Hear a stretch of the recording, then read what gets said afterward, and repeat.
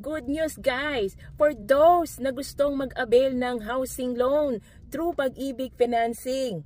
May promo, yung dating 6.5% interest rate for 3 years repricing period, ngayon 6.25 na lang. Ano? 6.25 na lang. Oo guys, totoo.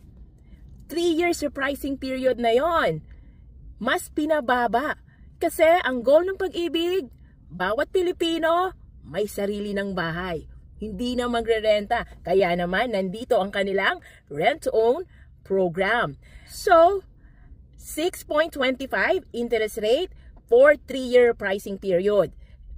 Yan ay sa mga property po na more than 1.8 million ang ating loanable amount.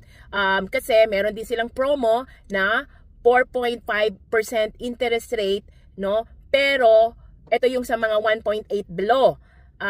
Yun nga lang, ang promo nila is very limited, no? Hindi siya applicable. Kailangan talagang ito-thorough evaluate nila yung client if papasok siya doon. And limited number of members lang yung pwede mag-avail noon. But the standard, no, it's 6.25.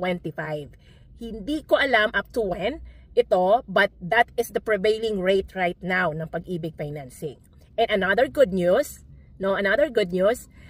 kapag kayo po ay nag-fall sa low income earner group o yung mga nasa minimum wage earner na group, bibigyan pa kayo ng another benefits ng Pag-ibig.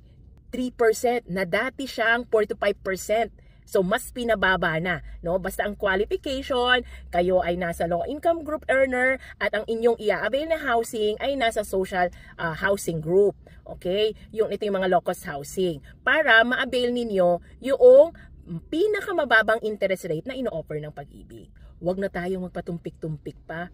Sayang itong opportunity na binibigay ng Pag-ibig Fund.